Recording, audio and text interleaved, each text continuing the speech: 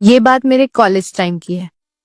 जब मैं college exam की पढ़ाई करते करते बोर हो गई थी तो मैंने मोबाइल में ऐसी वाली वीडियो देखने का मन बनाया और देखने लगी। और एक दिन मेरे जीजू ने मुझे ऐसी वीडियो देखते हुए पकड़ लिया।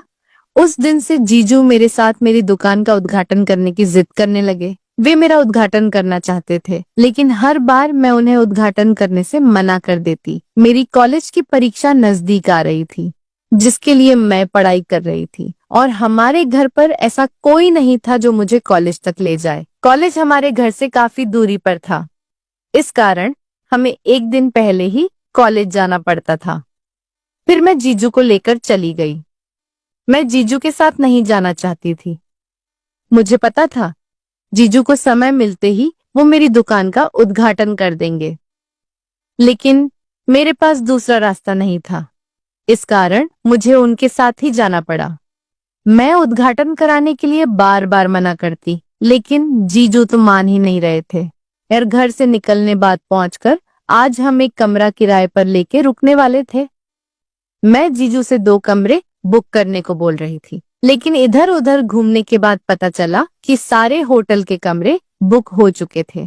फिर मैंने और जीजू ने एक ही कमरा ले लिया और कमरे में जाते ही जीजू ने कहा, अब डिनर करके आराम करते हैं। और फिर करीब रात के 11 बजे जीजू ने मुझे बोला, दोस्तों, अपने बारे में आपको बताना तो भूल ही गई थी। ये कहानी मेरे और मेरी दीदी और जीजू की है। मेरा नाम मीनाक्षी है। मैं अभी 21 साल की हूँ। अभी तक मेरा कॉलेज खत्म नहीं हुआ था। मैं मेडिकल नर्सिंग की पढ़ाई कर रही हूँ। हमारे परिवार में हम 4 लोग थे, लेकिन अब हम 3 ही रहते थे, क्योंकि मेरी दीदी की 7 महीने पहले ही शादी हो गई थी। हमारे घर में मैं सबसे खूबसूरत थी। मेरी दीदी मुझसे थोड़ी काली थी। जब भी मेरी दीदी के लिए कोई रिश्ता आता तो वे लोग मुझे ही पसंद करते थे।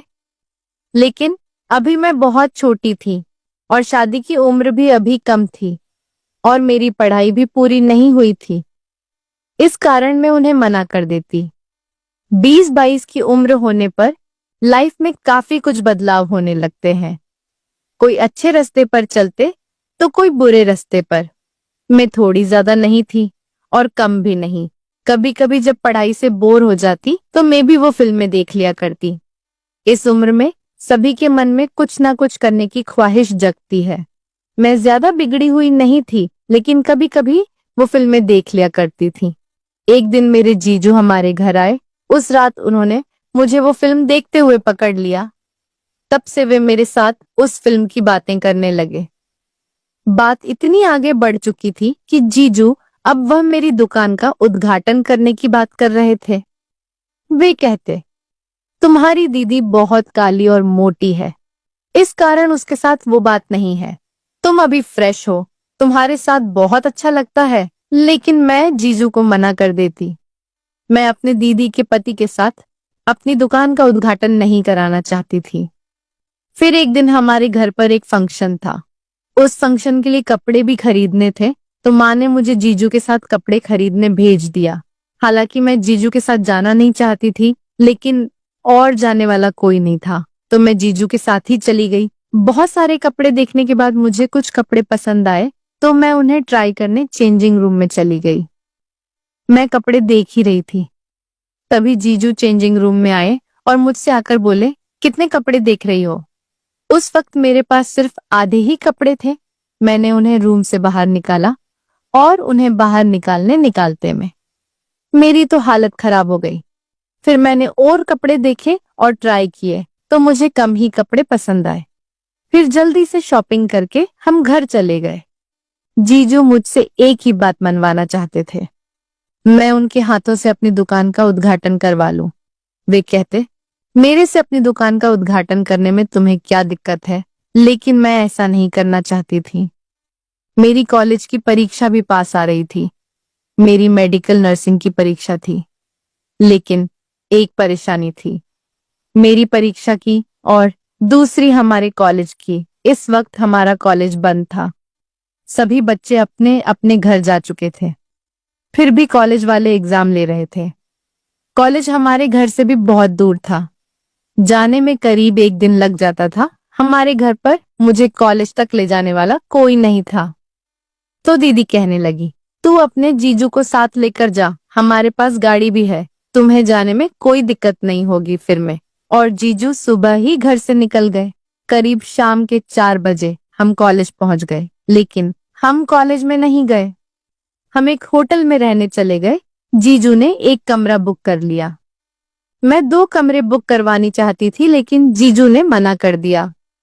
खाना खाने के बाद जीजू कहने लगे, चलो हम पार्क में घूम आते हैं। मुझे पार्क में घूमने में बहुत मजा आता था, तो मैं जल्दी से मान गई। लेकिन जीजू मुझे पार्क की बजाय किसी जंगल में लेकर चले गए। रात के 9 बज रहे थे। जंगल बहुत ही डरावना हो चुका था। मेरे डर से पसीने छूट गए। जीजू मुझे लेकर घने जंगल में चले गए और जीजू ने कहा, अब तुम्हें मेरी बात माननी ही पड़ेगी, नहीं तो मैं तुम्हें इस जंगल में अकेला छोड़कर चला जाऊंगा। मैंने पूछा, कौन सी बात? तो वे कहने लगे, मैं तुम्हारी दुकान का उद्घाटन करना चाहता हूँ। मैंने कहा, मैं मर जाऊंगी लेकिन दुकान का उद्घाटन आपसे कभी नहीं करवाऊंगी। तभी जीजू अचानक अंधेरे में छुप गए। मैं होटल जाने का रास्ता खोजने लगी। बहुत समय तक मैं रास्ता ढूंढती रही, लेकिन मुझे कोई रास्ता नहीं मिला। हम काफी जंगल के अंदर आ चुके थे। मैं जोर जोर से चिल्ला रही थी, लेकिन आसपास कोई भी नहीं था। बहुत समय हो चुका था। जीजू अभी तक बाहर नहीं निकले थे। मुझे डर भी बहुत लग रहा था। जंगल से अजीब अजीब आवाजें आ रही थी। अब मुझसे खड़ा भी नहीं हुए जा रहा था। अब मेरे पास एक ही रास्ता बचा था। जीजू की शर्त मानने के अलावा मेरे पास कोई रास्ता नहीं था। अगर मैं उनकी शर्त नहीं मानती तो कल का एग्जाम मैं नहीं दे पाती। मैंने जीजू से कहा, मैं आपसे दुकान का उद्घाटन कराना चाहती हूँ, आप उद्घाटन कर लेना, पर अभी के लिए प्लीज आप बाहर आ जाओ, मुझे बहुत डर लग रहा है। मेरी बात सुनते ही जीजू बाहर आ गए। फिर हम होटल चले गए। होटल के कमरे में जाते ही जीजू मेरे साथ दुकान के उद्घाटन वाली बातें करने लगे और बोले, दुकान का उद्घाटन कैसे करें? उन्होंने लगभग मेरी दुकान का सारा सामान उतार दिया था। वे जैसा दुकान का उद्घाटन करना चाहते थे वो ऐसा करने लगे। मुझे बहुत बुरा लग रहा था। आज तक मैंने ऐसा उद्घाटन कभी भी नहीं कराया था। कुछ देर बाद निकलने लगा। मुझे मजा तो आ रहा था दुकान का उद्घाटन कराने में, लेकिन उतना नहीं जितना मैं अपनी मर्जी से मान जाती। उद्घाटन करने के लिए फिर जीजू मेरे साथ उद्घाटन के बहुत समय तक मजा लेते रहे। मेरी दुकान के उद्घाटन में कटे केक को पूरा निचोड़ लिया था। अब मैं उनसे रुकने की बात कर रही थी, लेकिन जीजू रुकने का नाम ही नहीं ले रहे थे। तभी मैंने उन्हें दीदी की कसम दे दी तो वे रुक गए। अभी रात के 2 बज रहे थे तो मैं सो गई। सुबह जल्दी उठकर मैंने कुछ पढ़ाई की और नहाकर फ्रेश होकर फिर मैं एग्जाम देने चली गई। एग्जाम खत्म करके मैं जीजू के साथ घर आ गई। उस दिन से मैं जीजू के साथ किसी भी जगह पर नहीं गई, क्योंकि वह मुझे एक तो जंगल में अकेले छोड़ दिया था और दुकान का उद्घाटन भी बहुत अच्छा नहीं किया जैसे मैं चाहती थी। अब मैंने जीजू से दूरियां बना ली। जीजू बहुत बुरे इंसान थे, मुझे आज पता चला। तो दोस्तों, ये थी आज की कहानी। आपकी क्या राय है इस पर हमें कमेंट में जरूर बताएं।